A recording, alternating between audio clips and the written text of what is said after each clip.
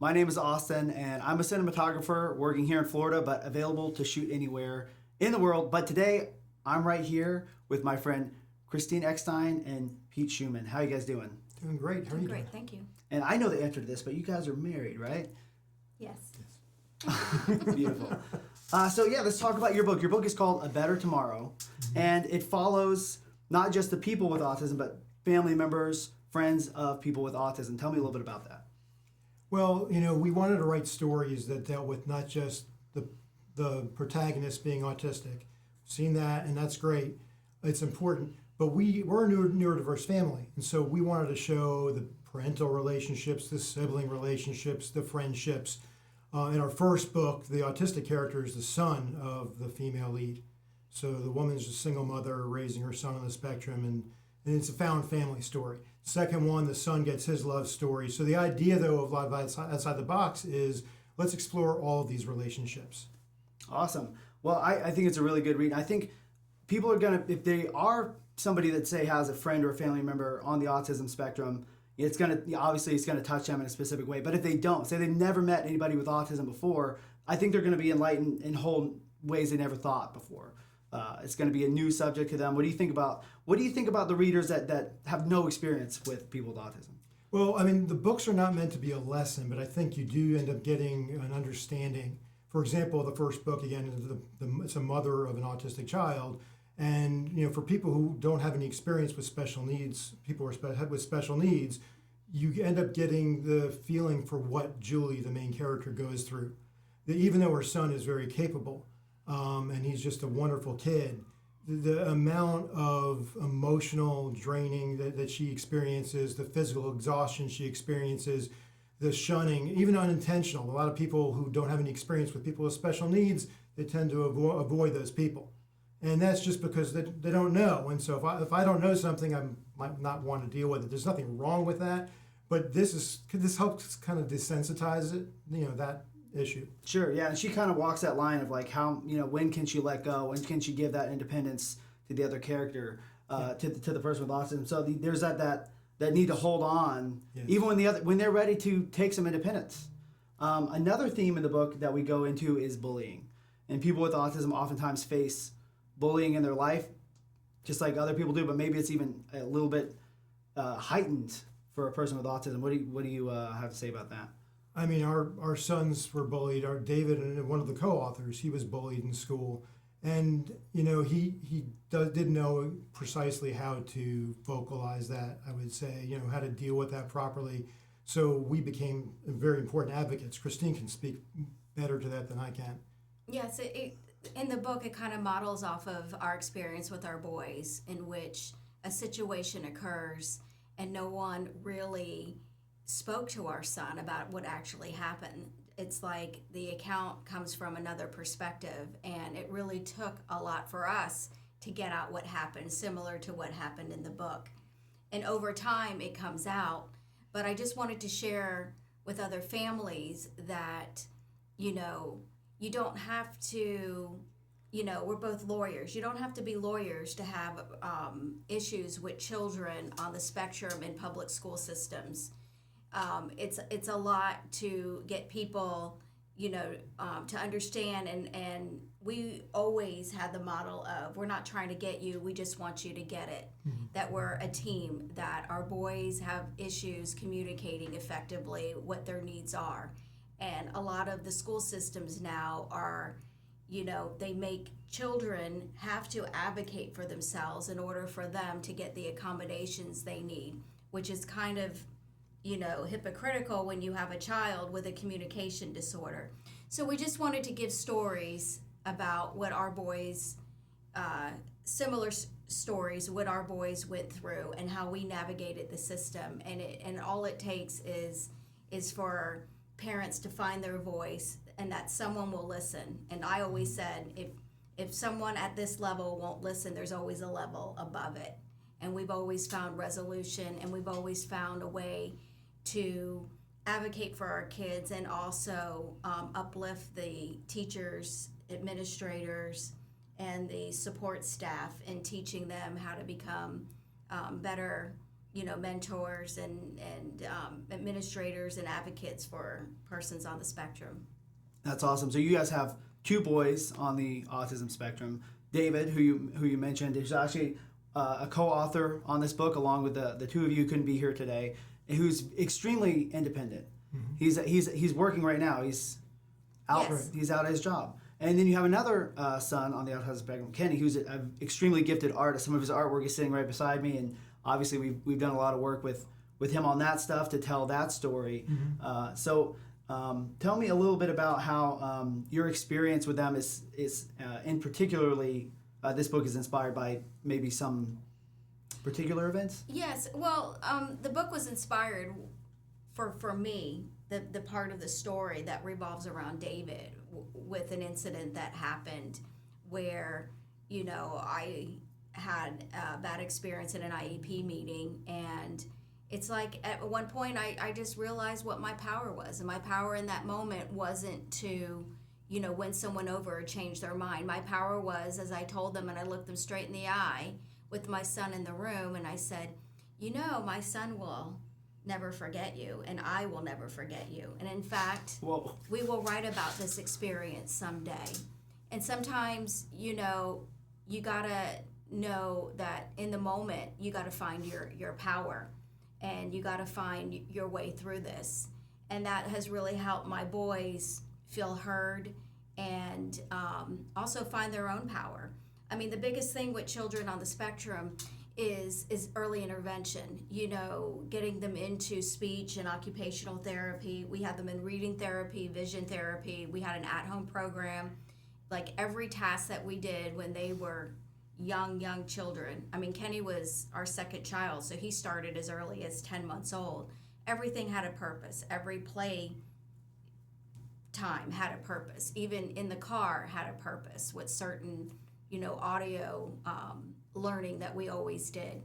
So through that, we were able to learn what our boys were good at. My son David loves storytelling, so we mentored him in storytelling. We started writing books in 2010, and by the time we wrote our last book, David co-authored the Project Renaissance Man series.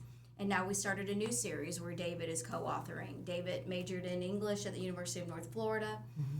He was summa cum laude graduate. He worked for UNF Spinnaker for 5 years. He wrote hundreds of articles, and that has been his passion. Same thing with Kenny. Kenny, I discovered, loved drawing. I used to draw for him, and I used to leave out body parts of SpongeBob. That was his first word to get him to talk. So I knew his currency. So over time, learning what they loved, we nurtured that development and love of animation, love of Walt Disney, going to Disney, identifying visually with characters and storytelling so that they were able to create, Kenny created his own cartoon characters, his own world. And as a result, he went to the University of North Florida and majored in, got a Bachelor in Fine Arts, and he focused on painting and drawing. And he was one of the best students in his class. Mm-hmm. And through his art, he's able to tell his story, and you can feel, especially in his Liminal Space series, that sense of abandonment, that sense of loss, that sense of, wanting to belong somewhere, that loneliness. And through our work with you, Austin, and making our films, he's created and developed his own sense of worth, his network of friends, and it's like a big family thing where we have 3 generations of people in our family coming together, working with your team, and really finding that social outlet that he desperately needed and desired. Yeah, absolutely. I do want to get to the films in a minute, but I do want to talk about the milestones that when somebody has a child or multiple children, you got their first day of school, you've got high school graduation, you've got college. They've done that. They went to school. They graduated high school. They both have college degrees, and then I want to talk about what's maybe the next life milestone, which is finding love as a person with autism, and that's kind of where they are now. That's the next big jump for them. That's what they have a lot of ambition towards that. Tell me a little bit about how that's going. Well, my boys growing up in elementary, middle school, high school, they really didn't develop a peer group. And a lot of times, even in college too, I mean, it was very hard for them to find people that wanted to hang out with them outside of a classroom. Like we called our second book Acquaintance Zone, because a lot of autistic people, they never get past that. It's like you meet them in class or at church or at a movie or at some event, and it doesn't go beyond there. And sometimes when they meet somebody, like my son David, for example, met someone in college, and just because he was nice to her, it was her birthday, he wanted to get her a gift from Disney because she loved Disney. She wanted to borrow his Spider-Man costume. She assumed that my son being nice, was that he liked her. And so then he got this crazy message about, I'm not interested in a relationship. And my son showed it to me, and I had to help him craft a text back saying, listen, I'm not interested in you. I'm just a good person wanting to be your friend. My son has never hugged her. He's never done anything romantically other than being a good person. So it would be nice if people got from our second book to understand that these people, all they want to do is be your friend. All they want to do is hang out and have something to do, a social outlet like any other person would. So and the more you get to know them, the more you understand them, and then as a result, you can grow the friendship and romance when it's appropriate, or when it applies. So that is the nature of the second book, because we have that interaction Christine's talking about to start, and he starts to believe, romance, I can't even get a friend. I'm acquaintance zone every time. And so maybe, It's a step further than the friend zone. It's the yes. acquaintance zone. Yeah, exactly. I'm putting that together as you're saying it. Yeah. But, it's confusing dating anyway. Like if a girl is nice to a boy in that age range, the boy automatically thinks, maybe this might change, or All the vice time. versa. It's confusing for everybody. Sure. You put on top of it the challenges of somebody with some type of neurodivergence, and it just amplifies. Absolutely. Right. Well, because everyone's different, right? But for David, he shows wanting to be a friend by doing all these nice things for someone, and constantly reaching out. Well, that might lead someone down the wrong path. Mixed signals. Mixed signals. Yeah, I totally understand that. Both of your boys are. There's many times we've been around a table with a dozen people, and Kenny has had people gasping for breath because hilarious things that come to his mind. Sure. And I can tell it's not unintentional. He's trying to be funny. I can see his wheels turning when he's got a joke coming, and then I just buckle up. But then David is really intuitive, actually. Like when you talk to him, like when you speak to David, like he's not waiting for you to stop talking. He's really listening to what you're saying. And there's a lot of people that are not neurodivergent they're just waiting for the next person to stop talking so they can get there. He's not. He's engaged. He's with you every step of the way. Yeah. But on that, let's transition into we have been working on turning characters based on characters in this book into films, and we just wrapped shooting on our second film together. Happy Halo Days was the first. Was a huge success by, I think, pretty much any rubric you could for your daughter directed, Ava. For a first film, it's like, I know people that are on their 10th. This is not making anything like that. And this new one, I let some of the guys here in the studio watch it a little earlier, and they're losing their mind. They're like, this is top notch production. So tell me a little bit about the mission behind that, because there's a little bit more than just making films there. There's a mission. I want to hear about that. And so our mission is inclusion through books, film, and art. And so the idea is it's not just about the story, it's about the writer. So David's on the spectrum, we're parents of boys on the spectrum, we have lived experience. For film, it's about authentically casting the autistic characters, which we have done in both of our films and will continue to do. It's like our top requirement. But we also have people with neurodivergence behind the camera. So because part of our mission is to try to train people in the industry. If you're autistic, you have some other kind of neurodivergence, your special needs, whatever it is, and you want to move in towards like Hollywood, making films, well, we want to help train you. We want you to be able to have that opportunity, because this segment is highly underrepresented in film. And then, of course, art. People will look at a movie like Rain Man, or obviously that's old school, but there's a lot of different portrayals where you think, okay, they're going to be an engineer or something to do with math. They're going to have great memory. There's like a stereotype. It's a stereotype. Yeah. But the people, if you've met one person with autism, you've met one person with autism. One person. Exactly. And so, for Kenny's a good example. There's a lot of people on the spectrum who love art. The creativity you find, because a lot of times the communication is not there, you don't know this under the hood. So, there's a lot of people on the spectrum who love art. So we want to also make a space for them. Yeah, I think it's really about inclusion, like you said, but just listening, finding out like what are you interested in. Mm-hmm. It starts with a conversation, and just for instance, we had Alex, a script supervisor on Happy Haley Days. Mm-hmm. He's a filmmaker with autism. He's got a master's degree in film production. He's got a bachelor's in creative writing, Mm-hmm. and for this last film, we said he's not really interested in acting, but he'd be perfect for this role, and so he auditioned for it, and now he went from behind the camera to in front of the camera. In Happy Haley Days, we had Jillian playing Haley in Happy Haley Days, and then we also had David playing a part of a person with autism as well. So to talk about the authentic casting right down the line, obviously, we're not going to be calling in Tom Hanks to do it. We're going to be a great movie, but yes. I didn't even think about Tom Hanks. Well, we love Tom Hanks and all that, and but like you said, they did the same thing with Dustin Hoffman in Rain Man. Yep. And it wasn't really a negative portrayal of a person maybe on the spectrum. They didn't really even mention maybe what exactly he was dealing with.